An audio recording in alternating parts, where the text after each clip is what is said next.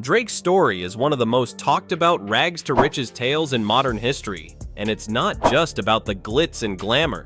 It's the kind of rise that makes you think, how did this guy even get here? From playing a wheelchair-bound teen on a Canadian teen drama to sitting on a throne made of platinum records, private jets, and more money than he can possibly spend, Drake's journey is far from typical. And trust me, it wasn't handed to him on a silver platter. He had to carve out his spot in the industry, fighting against all the odds that the world threw his way. Let's rewind. Toronto, Drake's hometown, was a cold place for a guy who was already dealing with the worst of both worlds. His father, a drummer, split when Drake was just a baby. That meant Drake had to grow up with his mother in a lower middle-class neighborhood, watching his mom struggle while his dad gallivanted around the world. But don't get it twisted, Drake didn't have a sad childhood. No, his journey wasn't about sitting in a dark room writing sad poetry. He was a kid with a dream, the kind of dream that takes relentless hustle to bring to life. He didn't have the luxury of being born with a platinum spoon in his mouth. No trust funds, no connections, just raw ambition. His break came when he landed the role of Jimmy Brooks on Degrassi, The Next Generation, a Canadian teen drama. This was where he first learned how to entertain and capture an audience, but more importantly, it was his first lesson in overcoming obstacles. A little known fact? He wasn't cast as the cool kid. Nope, he was the nerdy, wheelchair-bound character. Think about it. If Drake wasn't who he was, that role could have been a career killer, but for Drake, it wasn't just a job, it was a springboard.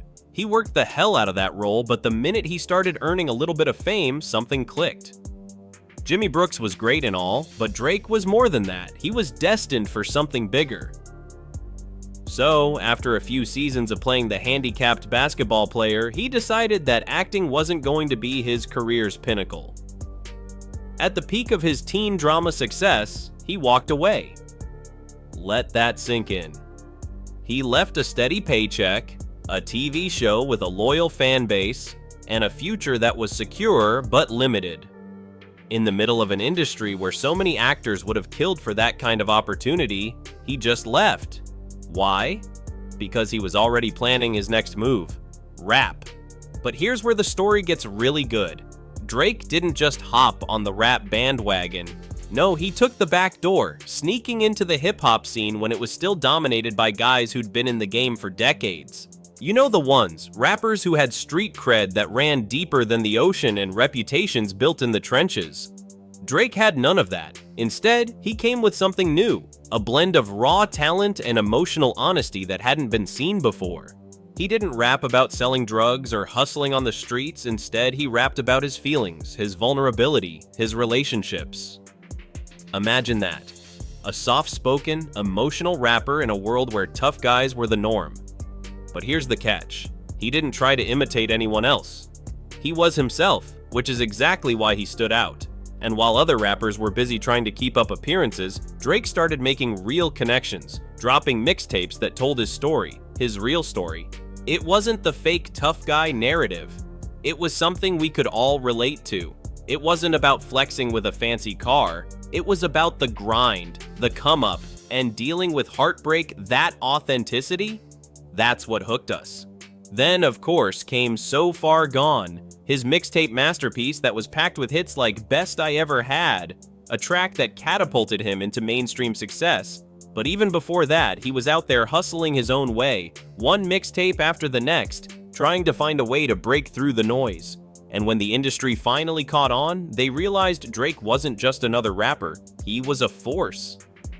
So what did he do? He went straight for the jugular. He wasn't waiting for the industry to find him. Drake made sure to reach out to the right people. So Far Gone was released in 2009, and it wasn't just a mixtape, it was an invitation to the rest of the world to come see what Drake had cooking. His meteoric rise was fast, but it was also strategic. He wasn't trying to be the biggest rapper overnight, but he was making moves like a chess player. He worked with the best, Lil Wayne, Jay-Z, Kanye, people who had already cemented their place in the industry. It was an audacious move, but it worked. He didn't just sit back and wait for success to come knocking. He got his foot in the door, and when that door opened, he sprinted through it like his life depended on it. While most artists were trying to stay on the safe side, Drake was breaking boundaries, making songs that connected emotionally with his audience. His style wasn't just music, it was storytelling. He was telling his truth even if it made him look like the most sensitive guy in the room, but who cared? The world ate it up. Let's talk numbers because we all know that when you talk success, you've got to talk about the money. By 2010, Drake was no longer that dude from Degrassi. He was a name that people could not ignore. The mixtape was buzzing, and Thank Me Later, his debut album, was poised to be a classic. The album dropped in June 2010, and it was packed with big singles. From Find Your Love to Over, Drake had set the stage to transition from mixtape rapper to global superstar. But hold up, you don't just become a billionaire because you drop a few good tracks. It's about vision. It's about recognizing opportunities when they present themselves, and more importantly, it's about diversifying. Drake didn't just settle for being a rapper. No, he built his empire. He invested in everything from clothing lines to tech companies to real estate. He wasn't just making music, he was building wealth. His brand was everywhere, from the OVO, October's very own label, to collaborations with major companies. Drake's influence extended beyond just the music world.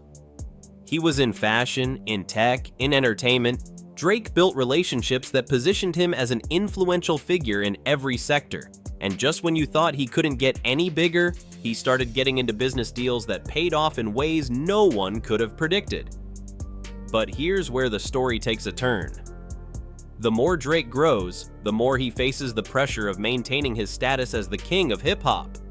There's always someone coming for the crown. People call him the greatest of his generation, but others are always quick to remind you that there's always a rival out there. What did Drake do? He embraced the competition. He took on all comers, from Kendrick Lamar to Pusha T to Meek Mill.